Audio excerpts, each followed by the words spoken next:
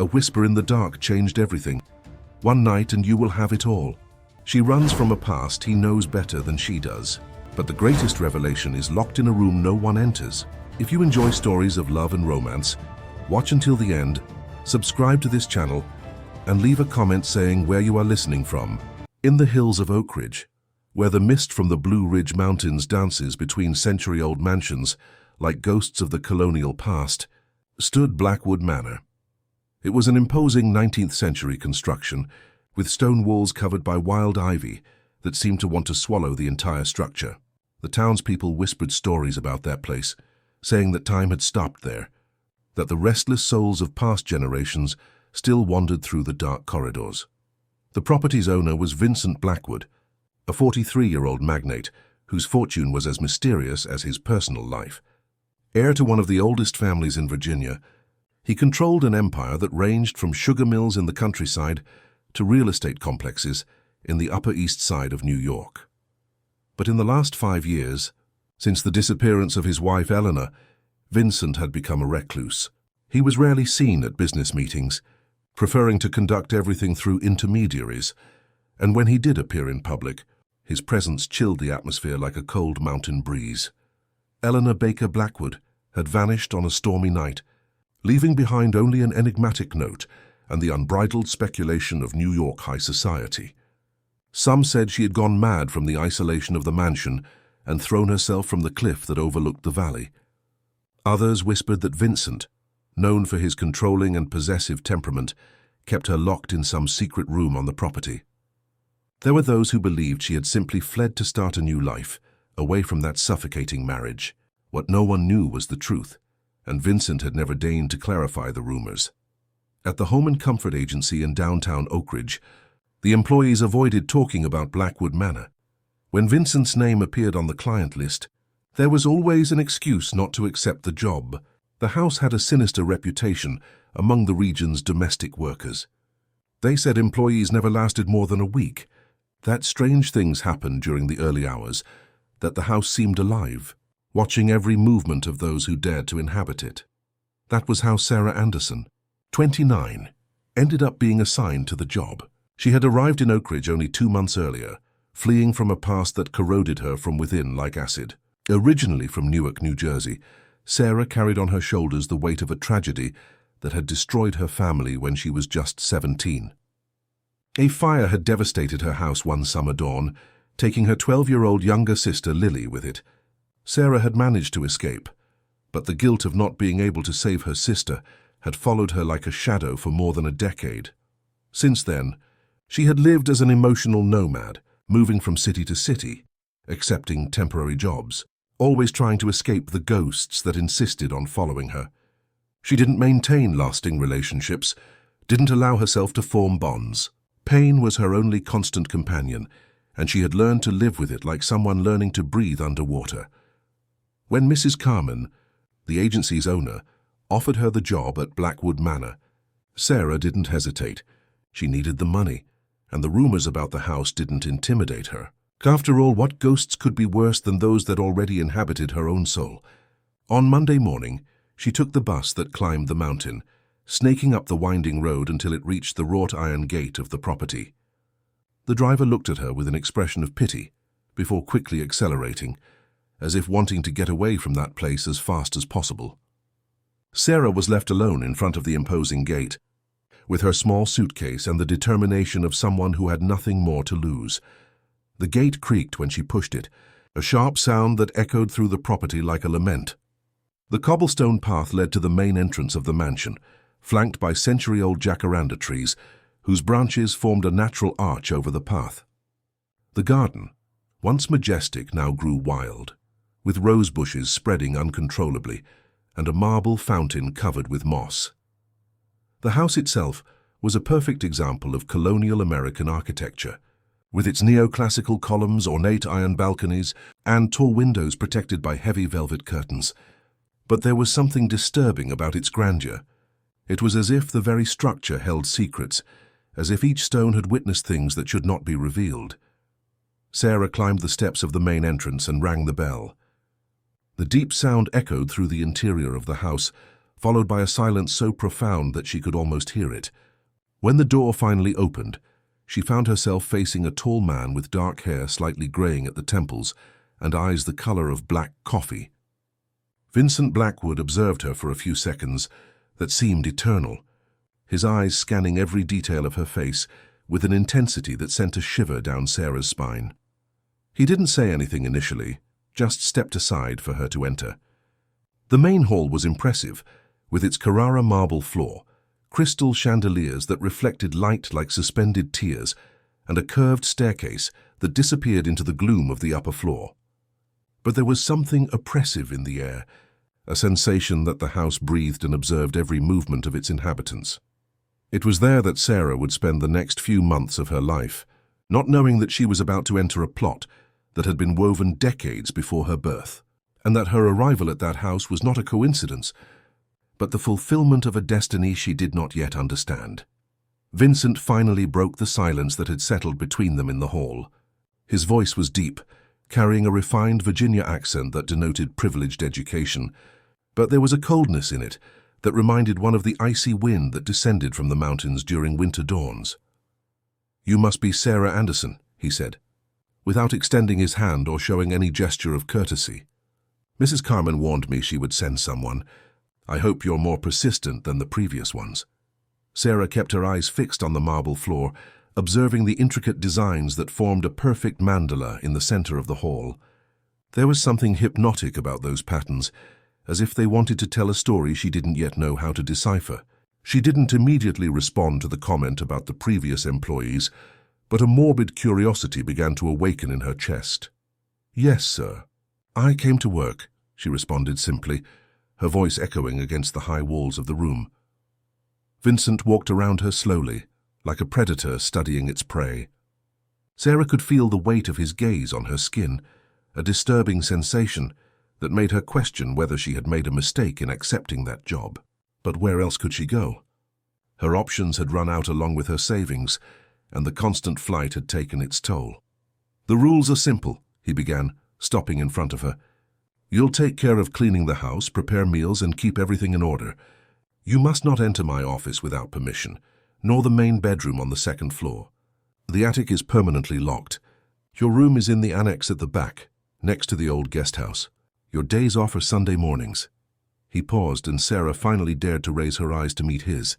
It was like being struck by lightning. There was an intensity in that gaze that went far beyond the simple employer-employee relationship. It was as if he could see through her, to the darkest corners of her soul where she kept her guilt and her fears. "And one last thing," continued Vincent, his voice dropping a tone. "Don't ask questions about my wife, not about what happened to her, not about where she is. That subject is forbidden territory." Sarah nodded in silence, but the mention of the mysterious Eleanor made her imagination run wild. What kind of woman had been capable of awakening so much love and obsession in this man? And why did he refuse to talk about her? The answer to these questions seemed to float in the thick air of the mansion, along with the scent of withered roses and candle wax. Vincent led her through the house, showing her the rooms that would be her responsibility. The main living room was dominated by a grand piano, covered with a black cloth as if it were in mourning. The walls were lined with bookshelves filled with old books, many of them in French and English, which seemed to have been untouched for years. The dining room could easily accommodate 20 people, with a solid mahogany table that reflected the light of the candelabras like a dark mirror. The kitchen was at the back of the house and was surprisingly modern, contrasting with the Gothic atmosphere of the rest of the property. It had been recently renovated, with state-of-the-art appliances and black granite countertops that shone like obsidian. It was there that Sarah would spend much of her time, preparing meals for a man who, from what she could tell, lived in self-imposed solitude. When they arrived at the annex where her room would be, Sarah was surprised by the space. It was small but comfortable, with a wrought-iron bed, an antique wardrobe, and a window that overlooked the wild garden at the back. There were wildflowers growing uncontrolled, and she could see an elderly man tending to a distant vegetable garden.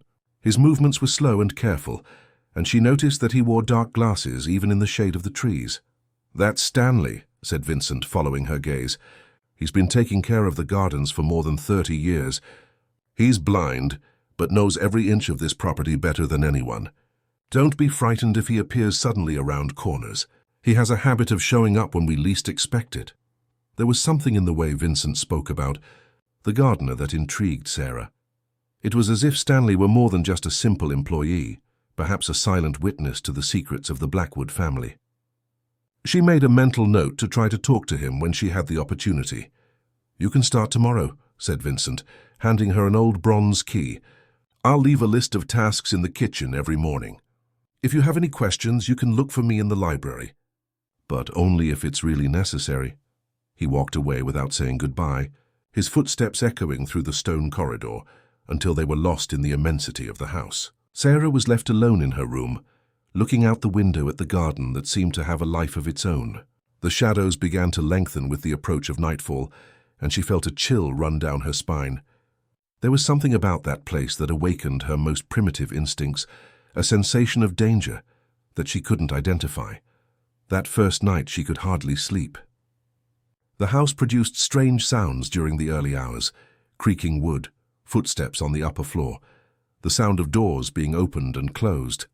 Several times she had the impression of hearing a female voice whispering her name, but when she paid attention, there was only silence. It was as if the mansion itself was testing her resistance, measuring her courage to face the mysteries it held between its century-old walls. When the first ray of sunlight crossed the curtain of her room, Sarah had already been awake for hours, staring at the ceiling and wondering if she had made the biggest mistake of her life. Sarah's first day of work began before dawn. She woke up to the sound of birds singing in the garden and a strange feeling that someone had been watching her sleep during the night.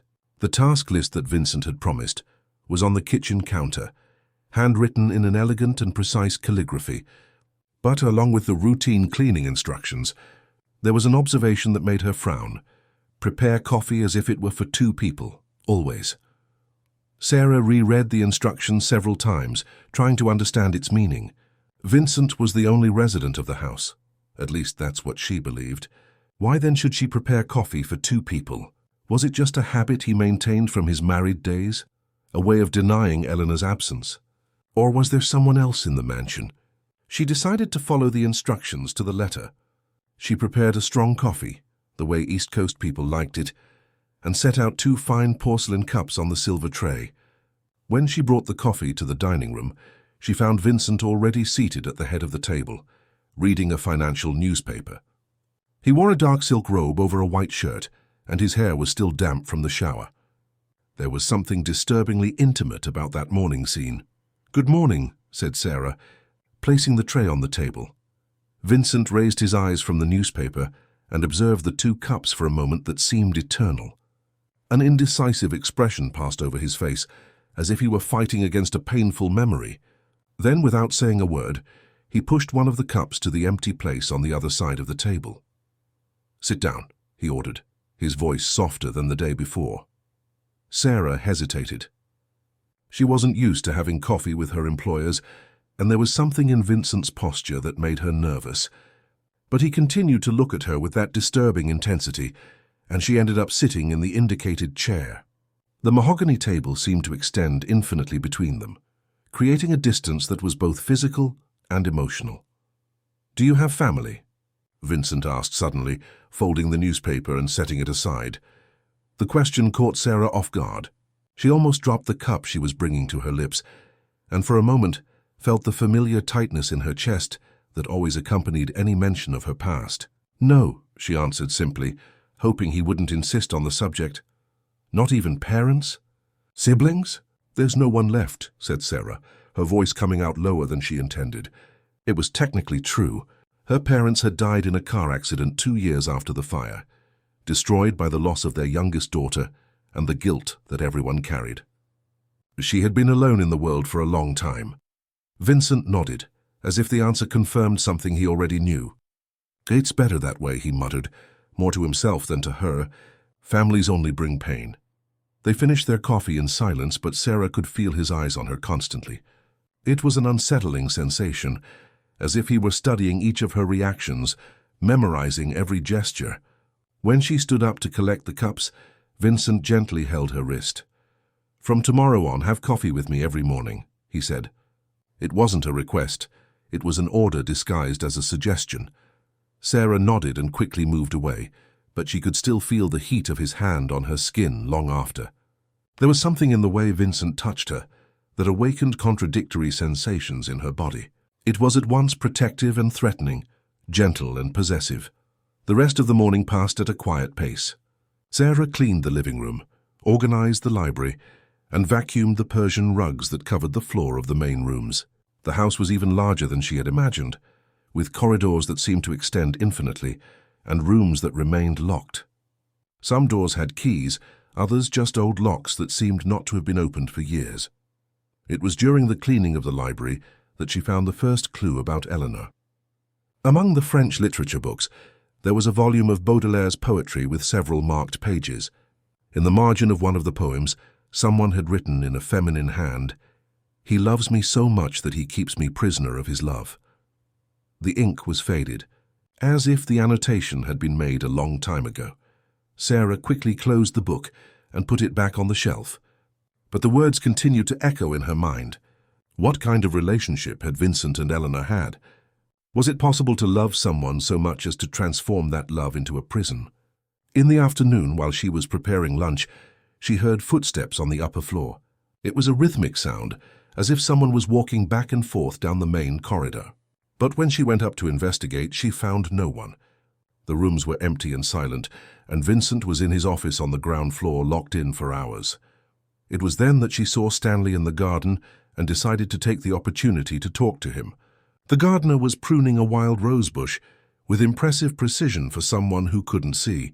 His movements were sure and careful, as if he could feel the shape of the plants through other senses. "Good afternoon, Mr. Stanley," said Sarah, approaching slowly so as not to startle him.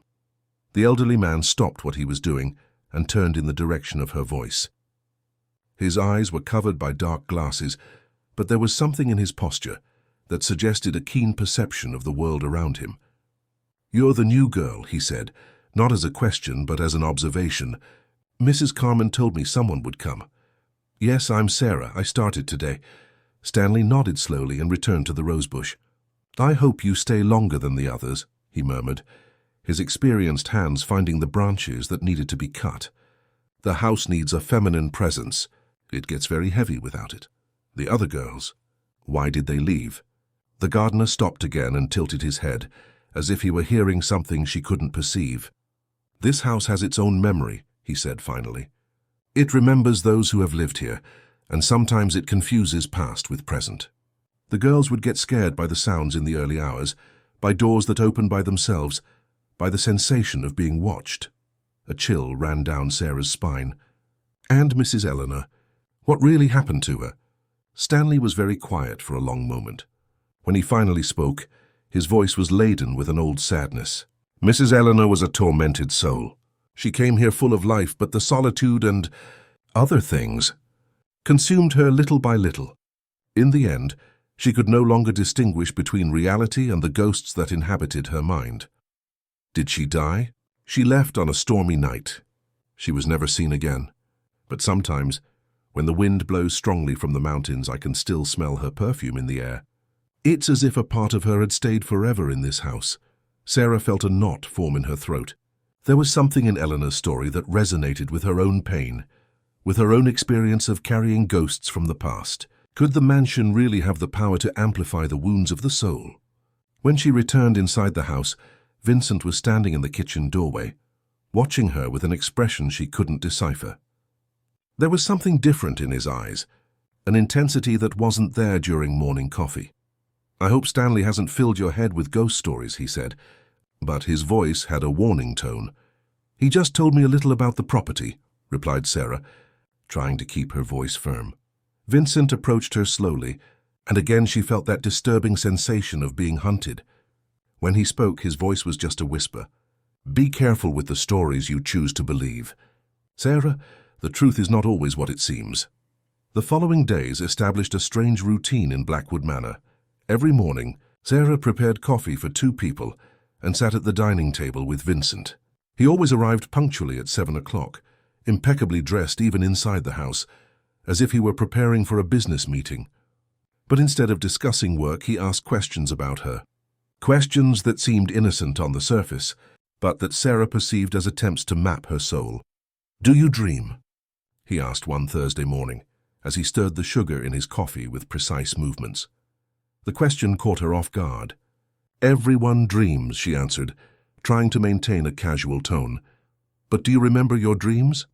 Sarah hesitated. Since arriving at the mansion, her dreams had become more vivid and disturbing. The previous night, she had dreamed of a blonde woman walking through the corridors of the house, wearing a white nightgown that seemed to float around her body. The woman whispered her name repeatedly, but when Sarah tried to approach to see her face, she disappeared in a thick mist. "Sometimes," she admitted. Vincent nodded as if her answer confirmed something important. "This house has the power to awaken things that we keep buried," he said, his dark eyes fixed on hers. "Memories, fears, desires. It's as if the walls absorb the emotions of those who live here and then return them multiplied." There was something in the way he spoke that made Sarah feel that he knew exactly what ghosts she carried. As if he could see through her carefully constructed facade and perceive the guilt that corroded her from within. The sensation was at once terrifying and strangely liberating. That morning, after coffee, Vincent did something unprecedented. Instead of locking himself in his office as usual, he accompanied her to the library and began to organize some books, working in silence beside her. Sarah could feel his presence like a magnetic force, disturbing her concentration and making her heart accelerate whenever he passed too close. It was while organizing a high shelf that she found something that made her freeze. Between 2 volumes of American history, there was a diary bound in red leather with the initials EB engraved in gold on the cover. She looked around to make sure Vincent wasn't watching, then opened the diary carefully. The first page was dated 3 years ago, and the delicate feminine handwriting contrasted with the disturbing content of the words. "He watches me constantly, even when he's not in the same room. It's as if his eyes were hidden cameras in the walls. I can no longer have a private thought, a moment just for myself. His love has transformed into an invisible cage." Sarah quickly flipped through the pages, absorbing fragments of Eleanor's life like an involuntary voyeur. "Today he had a dress made exactly like the one my mother wore at her wedding. When I questioned it, he said it was to make me more beautiful. But I know it's to transform me into someone else, someone who exists only in his mind." Another entry 2 weeks later. "I found letters he writes to me but never delivers. They're declarations of obsessive love, promises that he'll never let me leave, veiled threats disguised as poetry. I'm beginning to be afraid of the man I married." "You're reading things you shouldn't." Vincent's voice behind her made Sarah jump and almost drop the diary. She turned quickly, her heart beating so loudly that she was sure he could hear it. Vincent was standing just 2 meters away, but there was something different in his posture. His eyes had a coldness that she hadn't seen before. I'm sorry," she stammered, trying to close the diary. "I was just organizing and ended up—" "Lie." He approached slowly, like a predator surrounding his prey. "You were looking for answers about Eleanor. All of them do that. It's as if she calls them from beyond the grave." Sarah backed up until she felt her back touch the bookshelf. "All of them?" "The other employees. They all eventually found some trace of her around the house and became obsessive, wanting to discover what happened, as if Eleanor's story were more important than their own lives." Vincent was now so close that she could feel the heat of his body and the aroma of his expensive cologne mixed with something more wild, more masculine. He extended his hand and took the diary from her hands with a delicacy that contrasted with the tension of the moment. "Eleanor wrote fiction," he said, flipping through the pages with fingers that trembled almost imperceptibly. "She had a very fertile imagination, especially in the last few months before she left. She began to confuse reality with fantasy, to see threats where none existed. And you never tried to help her." The question left Sarah's mouth before she could control herself. Vincent's eyes darkened dangerously. "You think I didn't try? I brought the best doctors from New York City, renowned psychiatrists from Chicago. Nothing worked. She was determined to believe that I was her jailer instead of her husband." He closed the diary with an abrupt movement and put it in the inner pocket of his jacket. "Don't make the same mistake she did, Sarah. Don't let the ghosts of the past contaminate your perception of the present." But there was something in his eyes that belied his words. a possessive intensity that made Sarah wonder if Eleanor had really imagined everything, or if her fears had foundation. Vincent continued looking at her for a few more seconds, then moved away abruptly. "Finish organizing the library," he said, returning to the formal tone of an employer. "And next time, if you find something personal, give it to me immediately." He left the library, leaving Sarah alone with her racing heart and 1,000 unanswered questions. She continued working mechanically, but her mind was busy processing what she had read and Vincent's reaction. There was something very wrong with that story, something he was desperate to hide. That night she could hardly have dinner. Vincent didn't appear for the meal, and she ate alone in the kitchen, looking out the window at the garden plunged into darkness. Stanley had gone home, and the property seemed even more isolated from the outside world. It was as if the mansion existed in its own dimension, where the normal rules of reality didn't apply. When she finally retreated to her room, Sarah found something that made her freeze with fear. On her bed, carefully folded, was a white silk nightgown identical to the one the woman wore in her dreams. It was exactly her size, as if it had been made to measure for her body. There was no note, no explanation. She picked up the nightgown with trembling hands and noticed that the fabric was of the finest quality, probably imported. On the right cuff, embroidered in almost invisible golden thread, were the initials S.A. Sarah Anderson. Someone had had that piece made specifically for her, but when? And why? Her hands trembled as she held the nightgown against the light. It was impossible that it had been made in the few days she had been at the mansion. That type of embroidery took weeks to complete, which meant that Vincent had planned her coming long before she accepted the job. The realization hit her like lightning. She hadn't arrived at that house by chance. Vincent had chosen her, had brought her there with a specific purpose, but what? And what did he intend to do with her, now that he had her under his control? Sarah stored the nightgown in the back of the wardrobe, but couldn't get out of her mind the sensation that she was slowly being drawn into a web from which she might never escape. And the scariest thing of all was that a part of her, a dark part that she preferred not to acknowledge, was curious to discover exactly how far Vincent was willing to take her. The next morning, Sarah woke up with the sensation that someone had been in her room during the night. Nothing was out of place, but the air carried a subtle masculine aroma, a mixture of expensive cologne and something indefinable that she had learned to associate with Vincent.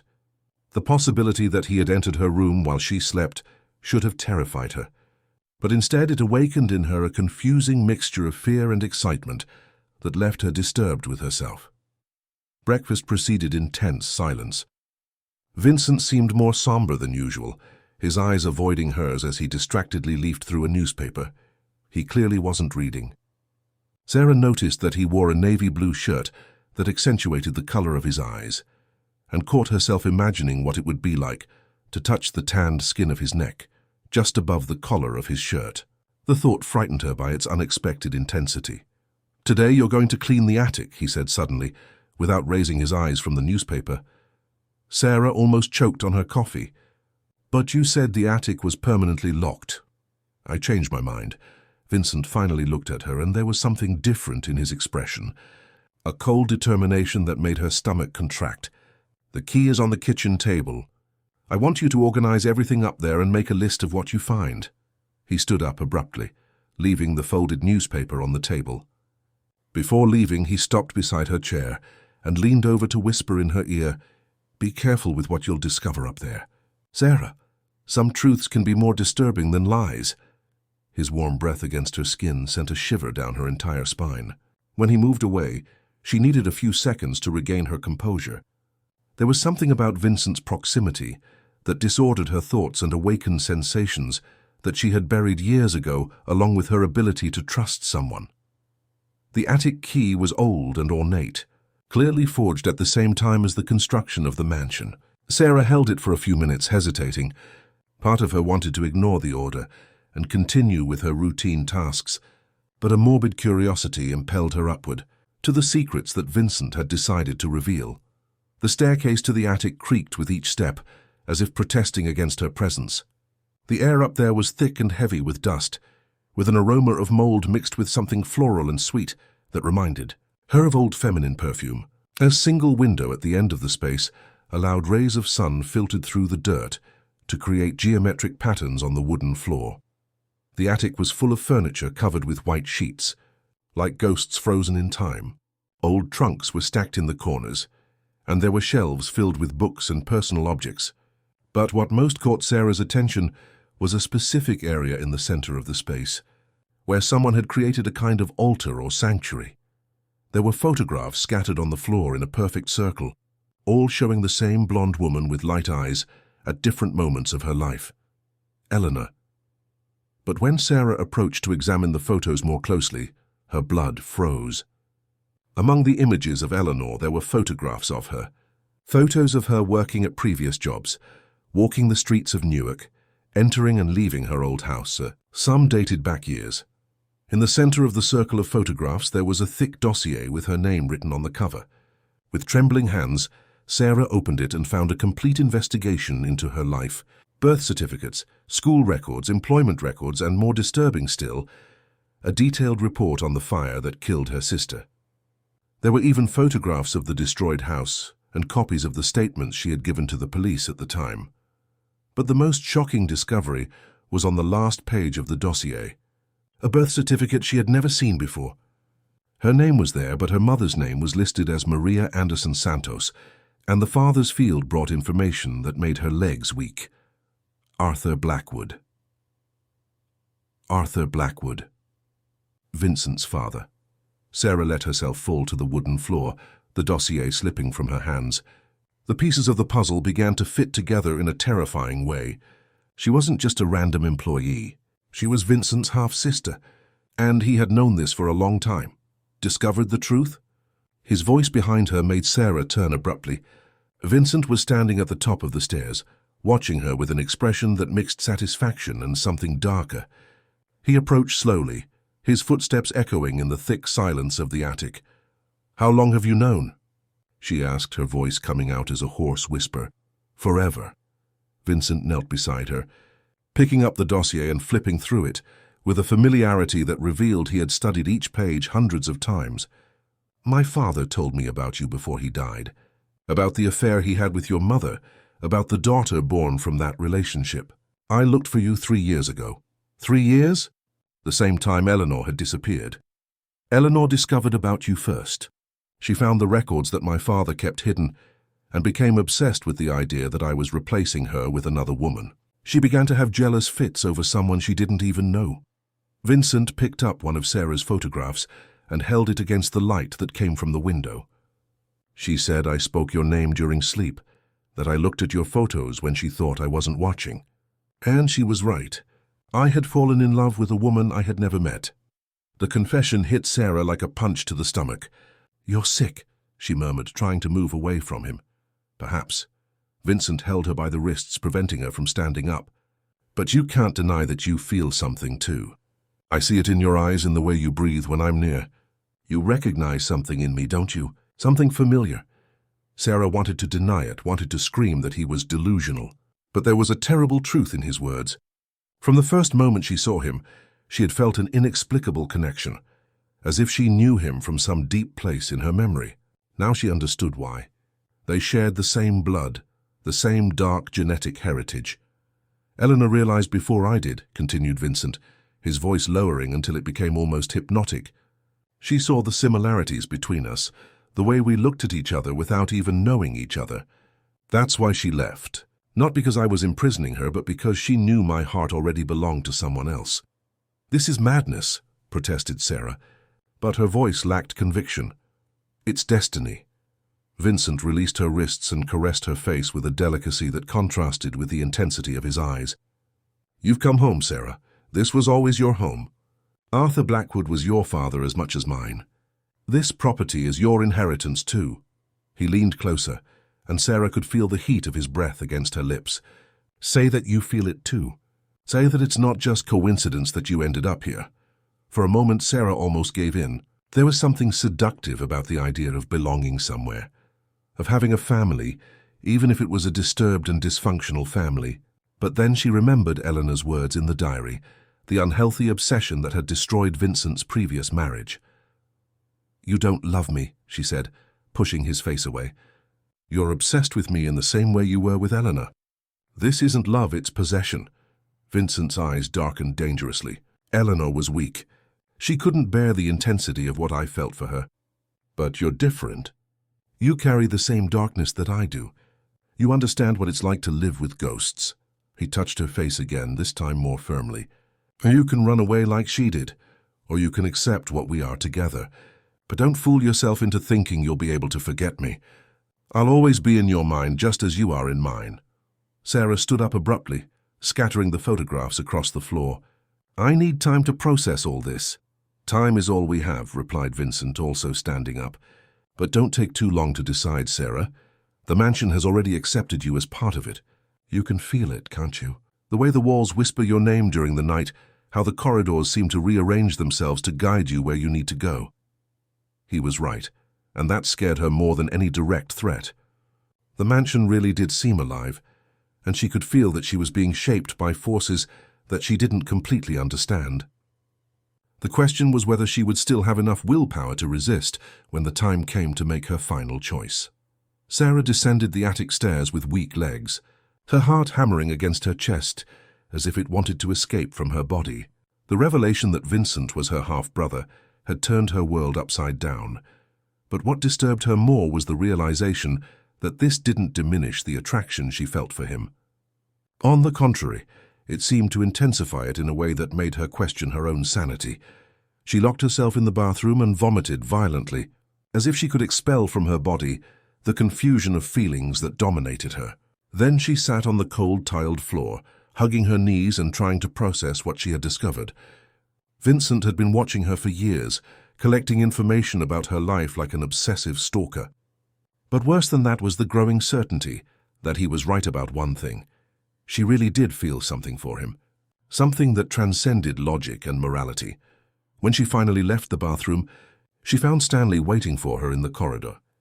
The blind gardener seemed to know exactly where she had been and what she had discovered. His dark glasses reflected the yellowish light of the corridor's chandelier, creating the illusion that his eyes were two empty mirrors. He showed you the truth, said Stanley. Not as a question, but as an observation. Sarah nodded, momentarily forgetting that he couldn't see her. How did you know? This house has its own rhythms, its own secrets. I've lived here for more than 30 years, girl. I saw your father, Arthur, when he was young. I saw how he fought against the same demons that haunt Vincent now. Stanley approached, and she could smell the scent of damp earth and flowers that always accompanied him.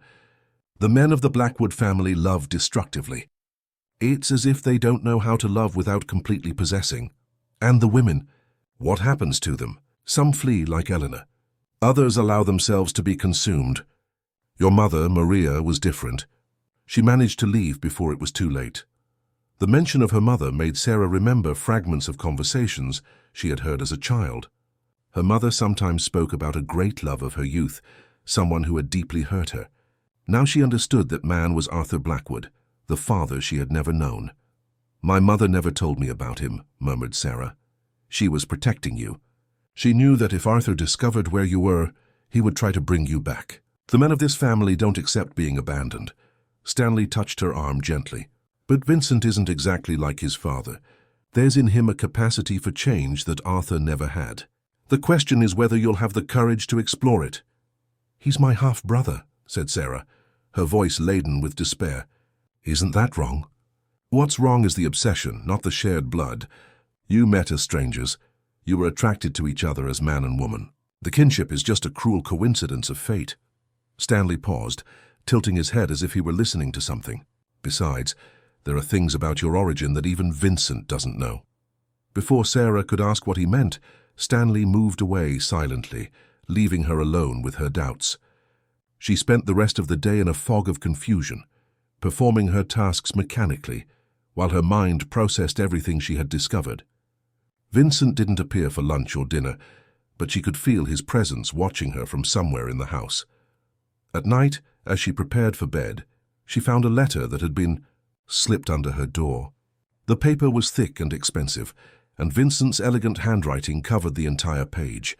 Sarah, the letter began, I know you're confused and afraid. I know the truth about our connection has deeply disturbed you. But I want you to understand that I didn't plan to fall in love with you. It happened naturally, inevitably, as if our souls recognized each other long before our bodies met. I don't ask you to immediately accept what you feel for me. I only ask that you don't run away like Eleanor did. Give us a chance to explore this connection, to understand what destiny is trying to tell us. You're the only person who can see through the darkness that consumes me, just as I'm the only one who can understand the guilt you've carried for so many years. Tomorrow night, there will be a storm. When the thunder begins, find me in the library. There's something I need to show you about the fire that killed your sister. Something that can change everything you believe about yourself. With eternal love and obsession, Vincent. Sarah read the letter 3 times before she could fully process its content. How could Vincent know something about the fire that she herself didn't know? What secrets were still hidden in her family's past? She spent the entire night awake, looking out the window and watching the clouds accumulate in the sky. The storm that Vincent had predicted began to form during the early hours, with distant lightning illuminating the mountains around the property. The wind gradually increased, making the trees in the garden dance like ghosts in a macabre waltz. The next morning, during coffee, Vincent was more silent than usual. There were dark circles under his eyes, as if he too hadn't slept. When their eyes met across the table, Sarah saw in them a vulnerability that she had never noticed before. It was as if the previous day's revelation had stripped him of his defenses, showing the wounded man behind the controlling facade. "You read my letter," he said. "Not as a question, I did." "And will you meet me tonight?" Sarah hesitated. Part of her wanted to flee from that house and never look back. But a larger part, a part that she could hardly admit to herself, was desperate to discover what other secrets Vincent kept. And there was also the promise of answers about the fire, about the tragedy that had shaped her entire adult life. "I will," she said finally. A nearly imperceptible smile touched Vincent's lips. "Then prepare to discover who you really are, Sarah, because after tonight there will be no going back." The day passed at an agonizing pace. Sarah tried to keep busy with household chores, but her mind was constantly focused on the appointed meeting. What revelation did Vincent have in store for her? And how would she react if she discovered that everything she believed about her life was a lie? When the afternoon began to darken and the first thunder echoed through the mountains, Sarah knew that the moment of truth had arrived. She changed, putting on a simple but elegant dress that she had found in her wardrobe, another mysterious gift from Vincent. Then she walked slowly toward the library, knowing she was about to cross a line that would change her life forever. The library was lit only by candles when she arrived. Vincent was standing in front of the fireplace, watching the flames dance. When he turned to look at her, his eyes reflected the firelight like those of a nocturnal predator. On the table beside him was an open wooden box filled with documents and photographs. "Are you ready to know the truth about the fire?" he asked, his voice low and hypnotic. Sarah nodded, although every fiber of her being screamed for her to flee. Vincent took a document from the box and held it out to her. It was a police report she had never seen, dated 2 days after the fire. "Read," he ordered gently. Sarah took the document with trembling hands and began to read.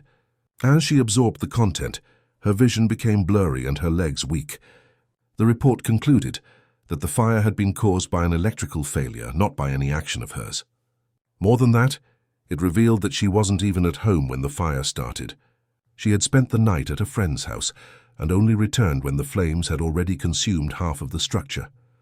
This can't be right," she murmured. "I was there. I tried to save Lily but couldn't reach her room."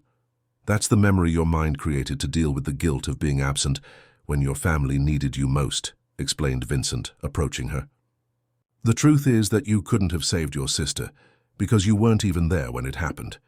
The realization hit Sarah like a bolt of lightning. For all these years, she had carried a guilt that wasn't hers, had punished herself for a tragedy she hadn't caused. Her tears began to fall freely, washing away years of self-punishment and unnecessary suffering. Vincent enveloped her in his arms, and this time she didn't resist. She let herself lean against his chest, feeling for the first time in more than a decade the weight of guilt dissolving from her shoulders. It was as if an invisible prison had opened, freeing her to feel things she had denied herself for so long. Why did you do this? She whispered against his chest. Why did you show me the truth? Because I want you to be free to love me without carrying the weight of the past, he answered, caressing her hair. And because you deserve to know who you really are. At that moment, with the storm raging outside and the truth finally revealed, Sarah knew she had reached the point of no return. Vincent had destroyed the foundation of her identity, but at the same time had offered her the chance to rebuild it on more solid bases. The question now was whether she would have the courage to accept the disturbed and complex love he offered her. The storm reached its apex while Sarah remained in Vincent's arms, crying years of guilt that finally dissolved like salt in the rain. The thunder echoed through the mansion like the beats of a giant heart, and the lightning illuminated the library in dramatic flashes that made the shadows dance on the book-lined walls. It was as if nature itself was celebrating her liberation from the invisible chains of the past. How did you get these documents? She asked, still nestled against his chest, feeling the warmth of his skin through the silk shirt. My father had contacts everywhere. When he discovered about you, he had your whole history investigated. He wanted to understand the daughter he never knew. Vincent caressed her hair with a delicacy that contrasted with the intensity of his eyes. After he died, I continued the investigation. I couldn't bear the idea that you were suffering unnecessarily. Sarah moved slightly away to look him in the eyes. You watched me for years, collected information about my life, brought me here under false pretenses. How can I trust you? You can't, he admitted with brutal honesty. You shouldn't. I'm an obsessed man who destroyed a marriage because of a woman he didn't even know. I'm capable of manipulations and control that border on sociopathy. He touched her face with fingers that trembled almost imperceptibly. But the passion I feel for you is real. It's the most real thing I've ever experienced in life. A particularly strong lightning bolt illuminated the library, and for a moment, Sarah could see through the masks that both wore. Vincent was a deeply wounded man who had learned to love destructively because he had never known any other way, and she herself had spent more than a decade fleeing from genuine relationships because she thought she was unworthy of love. Show me the rest, she said, indicating the box of documents on the table. Vincent hesitated. Are you sure? Some truths are irreversible. We've come too far to turn back now. He nodded and took a yellowed envelope from the box. This is a letter your mother wrote to my father shortly before you were born. It was never delivered. Sarah took the letter with trembling hands. Her mother's handwriting, which she recognized from old shopping lists and school notes, covered 2 entire pages. As she read, her understanding of her own origin was completely transformed. My dear Arthur, the letter began, I write this letter knowing I'll never have the courage to deliver it, but needing to register the truth so that one day perhaps our daughter might understand her origins. I couldn't tell you I'm pregnant because I know you'd try to keep me here at any cost, and I've already seen what your possessive love did to other women. I discovered about Celeste, the housekeeper who disappeared after questioning your orders. I discovered about Helena, the seamstress you kept locked in the annex for 3 months because she tried to end your relationship. Your love is a golden prison, and I cannot allow my daughter to grow up thinking that's normal. Our daughter will be named Sarah, which means princess in Hebrew. I hope she'll be everything I couldn't be, free, brave, capable of loving without fear. If one day you find her, I beg you not to do to her what you did to me and the others. Let her choose her own destiny. Sarah finished reading the letter with tears in her eyes. Her mother had fled to protect her, but had also planted the seeds of truth in case she one day needed to know her origins.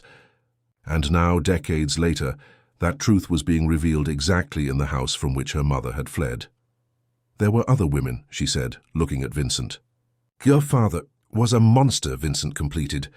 I grew up seeing how he treated the women he claimed to love.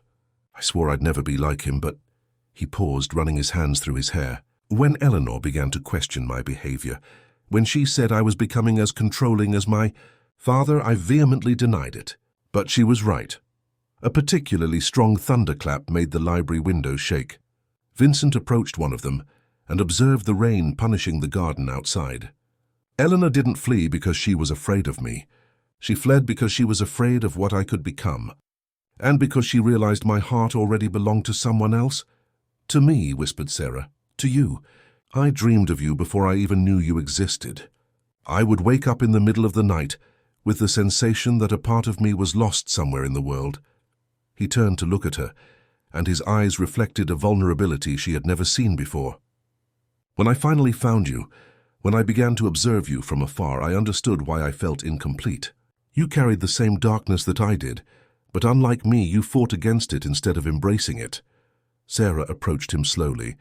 The revelation about her innocence in the fire had removed the main barrier that prevented her from recognizing her true feelings. And the truth was that, from the first moment she saw Vincent, she had felt a connection that transcended logic. It wasn't just physical attraction, although that certainly existed. It was as if their souls recognized each other, as if they were two parts of a whole that had been separated a long time ago. "What really happened to Eleanor?" she asked, stopping a few centimeters from him. "She's alive and living in Paris. She married a Frenchman she met during the honeymoon we never had."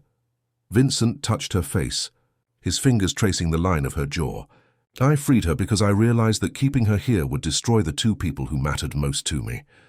Her for obvious reasons, and you indirectly, because as long as I was trapped in a marriage based on lies, I could never completely surrender to true love." "And you believe that what you feel for me is true love?" "I believe it's the only chance I have to discover what true love is," he answered. "You can teach me to love without possessing, to protect without controlling, or you can run away and leave me to become the monster my father was." Vincent's brutal honesty hit her like lightning.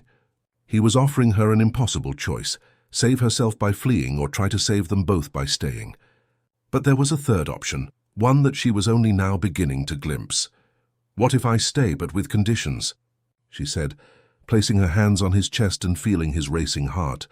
"If I demand total transparency, absolute honesty, and the right to leave when I want?" Vincent's eyes lit up with a hope he tried to disguise. "What conditions?" And no obsessive observation.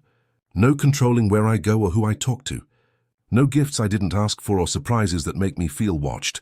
Sarah paused, gathering courage for the next demand. "And we need to find a way to deal with the fact that we're half-siblings, without letting it destroy what we're building." "Is it possible to love someone who shares your blood without it being incestuous?" asked Vincent, his voice laden with a vulnerability that made Sarah's heart tighten. "I don't know," she admitted. "But I know that what I feel for you is real, and that we discovered our family connection after we had already fallen in love. Maybe that makes a difference." Vincent pulled her closer, and she could feel the heat of his body radiating through his clothes. "Are you willing to try?" "I'm willing to explore what we have with honesty and without rushing," she answered. "But if you try to control me like you controlled Eleanor, I'll leave that same day." "Understood." He tilted his head and rested his forehead against hers. "May I kiss you?" The question surprised her by its simplicity. After all the manipulations and revelations, he was asking permission for something as basic as a kiss. It was a gesture of respect that dramatically contrasted with his previous behavior. "You may," she whispered. The kiss was soft at first, almost hesitant, as if Vincent were testing the limits of the new dynamic between them. But when Sarah responded, intertwining her fingers in his hair, the kiss deepened, laden with years of repressed desire and complex emotions that neither of them could completely name. When they separated, both were breathing heavily.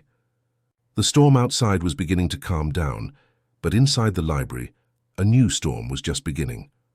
In the weeks that followed that stormy night, the atmosphere of Blackwood Manor subtly transformed. It was as if the house itself breathed differently, lighter, less oppressive. Vincent kept his promise of transparency in a way that surprised Sarah. He began to explain each of his actions, each decision, each movement around the property. It was almost excessive, as if he were constantly policing himself to not fall back into the old patterns of control. The morning coffees became genuine conversations instead of veiled interrogations. Vincent talked about his business, his frustrations with the pressure of maintaining the family's financial empire, his disturbing memories of childhood with an authoritarian father. Sarah, in turn, allowed herself to talk about her years of flight, the temporary jobs, the constant loneliness that had become her most faithful companion. "Have you ever been in love before?" asked Vincent one Thursday morning, as he watched Sarah add sugar to her coffee. It was a gesture he had memorized, exactly 2 spoonfuls stirred clockwise 3 times. Once, she admitted. I was 22, working in a clothing store in Brooklyn. He was a salesman in an electronics store in the neighboring mall. Sarah smiled sadly. Marcus. He was gentle, patient, everything a normal person would look for in a partner. What happened? I sabotaged everything. She avoided looking into his eyes. Whenever things got too serious, I would start a fight or simply disappear. I couldn't bear the idea that someone would truly know me, and then abandon me when they discovered who I really was.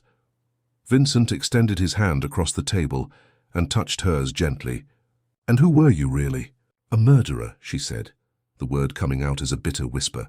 At least that's what I believed. The person responsible for the death of an innocent child. But now you know the truth. Yes, Sarah finally looked at him. And it's liberating and terrifying at the same time, because now I no longer have excuses to run away. I can no longer use guilt as a shield to avoid true intimacy. It was at that moment that Vincent did something completely unexpected. He stood up, walked around the table and knelt beside her chair. Then don't run from me, he said, his voice laden with a vulnerability that made Sarah's heart race. I know I'm complicated, that I have obsessive traits that make me dangerous for people I love. But you make me want to be better. Sarah touched his face, feeling the rough texture of his unshaven beard. You make me want to stop running, she confessed. They kissed right there in the dining room, bathed by the golden light of the morning sun. But this time there was a difference. The kiss wasn't desperate or laden with repressed sexual tension. It was soft, exploratory, full of tacit promises about a future that both were beginning to imagine together. When they separated, Vincent remained kneeling beside her. I want to show you something, he said, but this time it won't be a calculated surprise or a manipulative revelation. It's just a place that means a lot to me. He led her out of the mansion, walking through the wild garden until they reached a trail that Sarah had never noticed before. The trail climbed the mountainside, winding between century-old trees and rocky outcrops. It was a steep path but well-maintained, as if someone regularly took care of it. After 20 minutes of walking, they reached a natural lookout that offered a breathtaking view of the entire valley. From there, Blackwood Manor looked like a dollhouse nestled between the mountains, with its gardens spreading like a green carpet, dotted with wildflowers. But what most caught Sarah's attention was a small stone construction on the lookout, a kind of chapel or miniature mausoleum. My mother is buried here, explained Vincent, approaching the construction. She died when I was 12 years old, cancer. My father never really recovered from her loss. Sarah observed the inscription on the stone. Elena. Blackwood, beloved wife and mother, 1960-1995. There were fresh flowers at the foot of the tomb, white roses that someone had placed recently. Do you come here often? Every week. It's the only place where I can talk to her without feeling that my father is watching. Vincent sat on a stone bench near the tomb.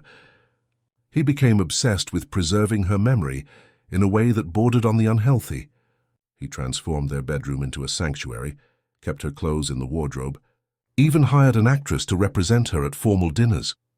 The revelation made Sarah better understand the roots of the Blackwood family's obsession. Is that why you became controlling, possessive, unable to deal with loss? Vincent nodded. I grew up watching my father try to control death by maintaining the illusion that my mother was still alive. When I married Eleanor, I instinctively tried to control her to make sure she would never leave me. They sat in silence for a few minutes, watching the valley stretch to the horizon. There was something peaceful about that place, as if they were suspended between heaven and earth, far from the complications and pressures of the world below. May I ask a question about Eleanor? Said Sarah finally. Anything. Did you really love her, or were you just trying to fill a void that your mother had left? Vincent considered the question for a long time before answering. I think I confused need with love. Eleanor represented stability, normality, a chance to create the perfect family I never had. But true love, he shook his head. True love is what I feel for you. It's this sensation of recognition, as if my soul knew yours before our bodies even met. Even knowing that we're half-siblings. The kinship doesn't change what I feel. If it did, it would mean my feelings were superficial. Vincent turned to look at her directly. Do you feel differently about me now that you know the truth? Sarah reflected on the question. It was something that bothered her in the silent hours of dawn, when she lay in her bed trying to process the complexity of her situation.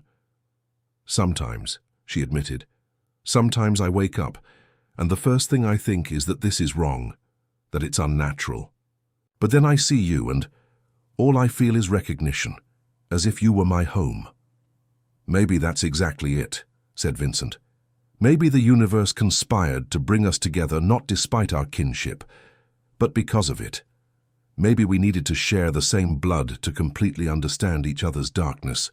As they descended the trail back to the mansion, Sarah felt lighter than she had felt in years. The conversation at the lookout had resolved something fundamental between them, the question of whether their feelings were genuine or just a product of extraordinary circumstances. Now she was certain that regardless of any external complication, what existed between them was real. But it was when they arrived back at the mansion's garden that they found Stanley waiting for them with a grave expression on his face.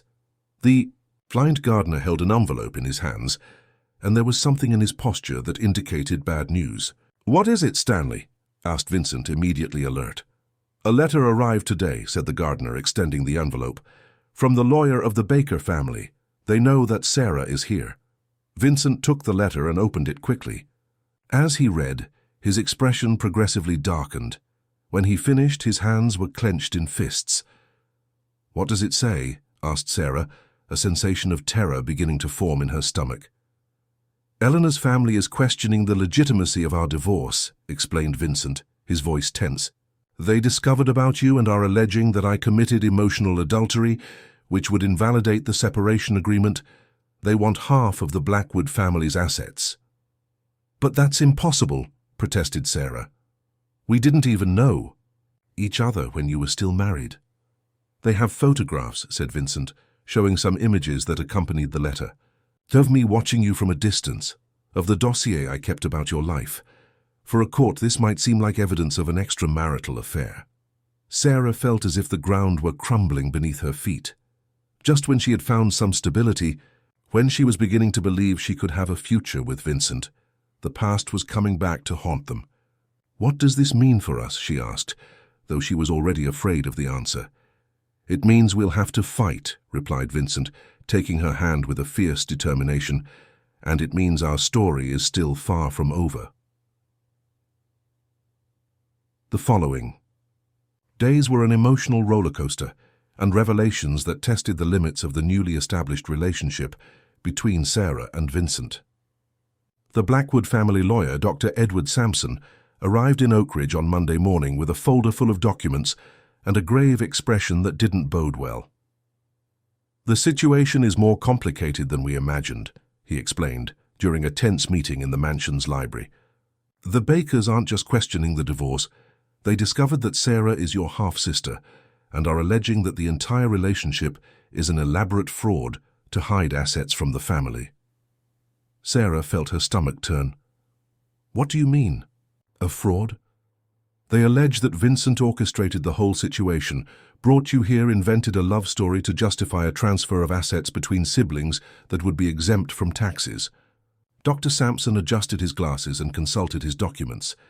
"In their view, you're simulating a romantic relationship to mask a family financial transaction."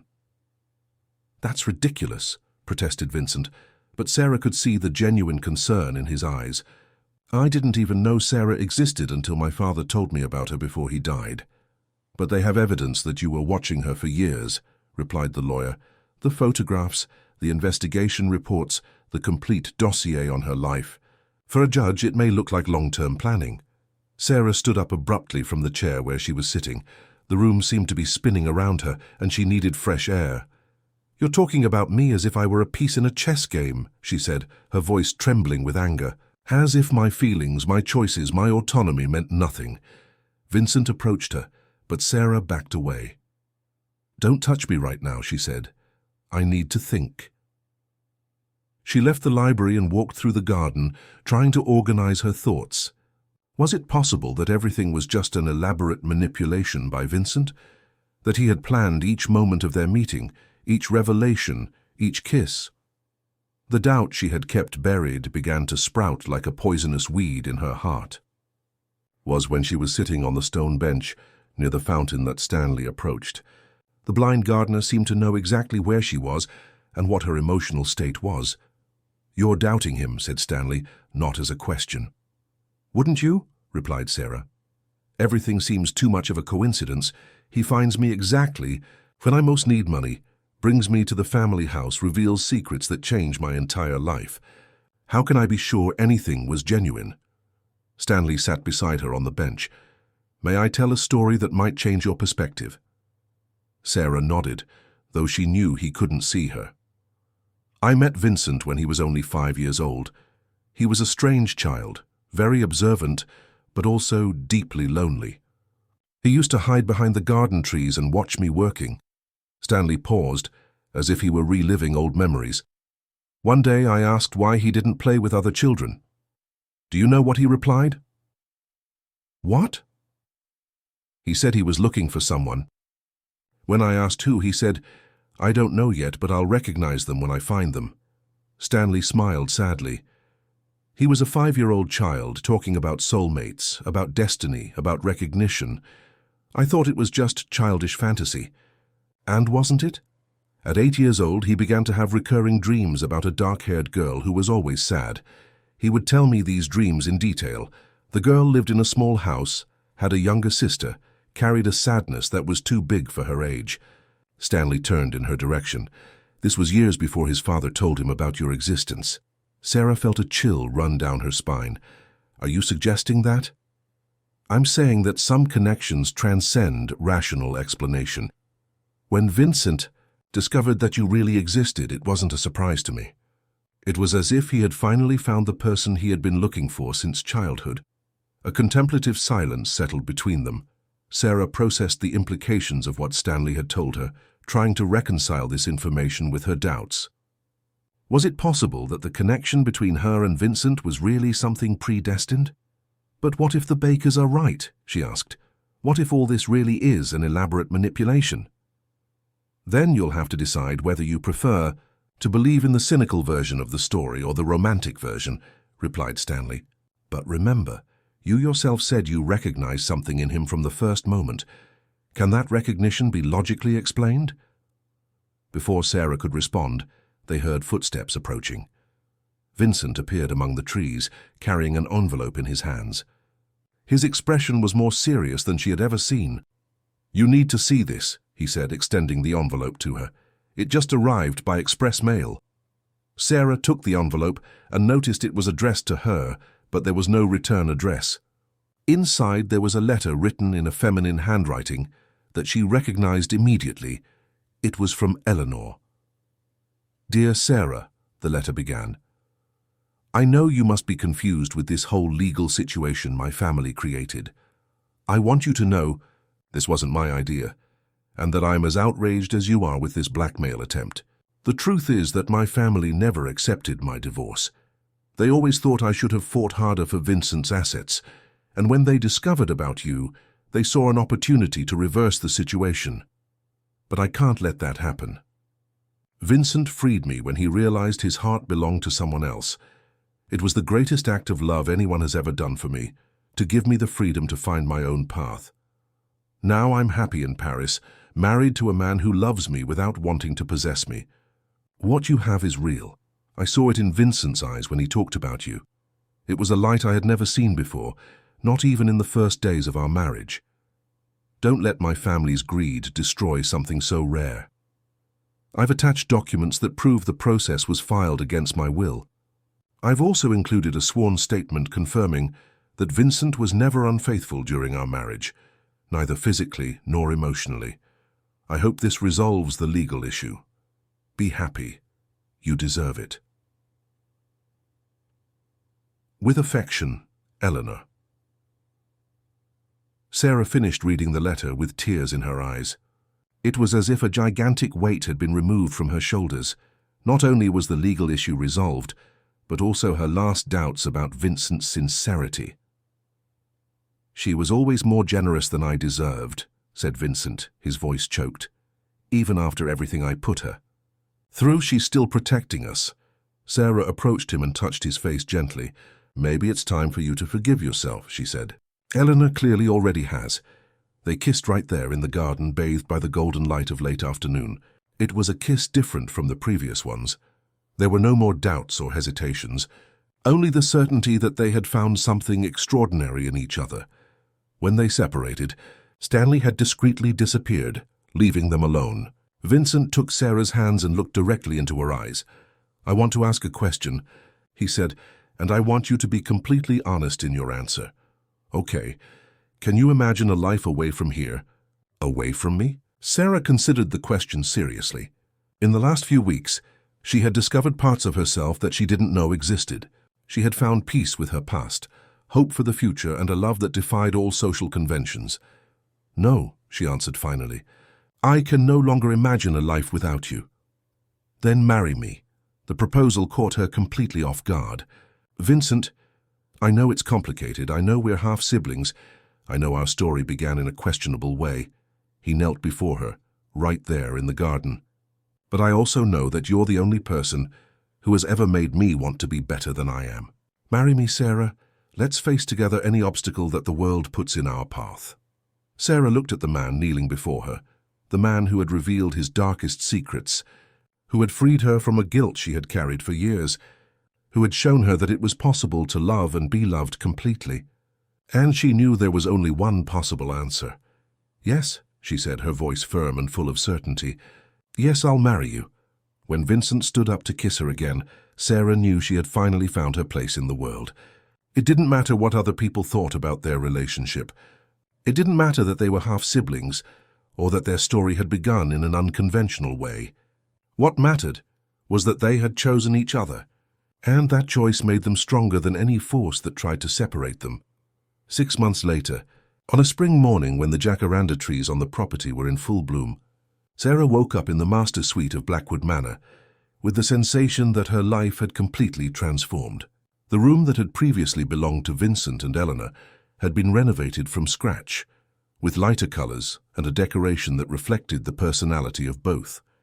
It was as if the house itself had been reborn along with its new inhabitants. The wedding had happened 3 months earlier, in an intimate ceremony held at the lookout where Vincent's mother's tomb was. Only Stanley was present as a witness, along with Dr. Sampson and his wife. It hadn't been a traditional wedding. They had decided to get married civilly at the registry office and then have a symbolic and spiritual ceremony at the place that meant so much to Vincent. The legal issue with the Baker family had been definitively resolved. The documents provided by Eleanor not only absolved Vincent of any accusation of adultery, but also revealed that the Baker family itself had attempted bribery and extortion. The case was filed, and they were ordered to pay a substantial compensation for moral damages. But the most significant transformation hadn't been legal or financial. It had been emotional and spiritual. Vincent learned to love without possessing, to protect without controlling. There were still moments when his possessive instincts surfaced, but now he recognized them and faced them consciously. Sarah, in turn, learned to trust again, to accept love without running away, to build instead of just surviving. They had transformed Blackwood Manor into a true home. The somber rooms now received natural light. The heavy curtains were replaced with light fabrics, and gardens were redesigned to reflect life instead of melancholy. The house still maintained its historical grandeur, but no longer seemed like a mausoleum. On that particular morning, as Sarah prepared coffee in the renovated kitchen, she received a call that would change everything once more. It was from a lawyer from Chicago, Dr. Patricia Mendez, who said she had important information about her family. "Mrs. Blackwood," said the lawyer, "I've been investigating some documents related to your biological father's estate, Arthur Blackwood, and discovered something that I believe will interest you. Your father left a specific will about you." Sarah almost dropped the cup she was holding. "A will, but I didn't even know him."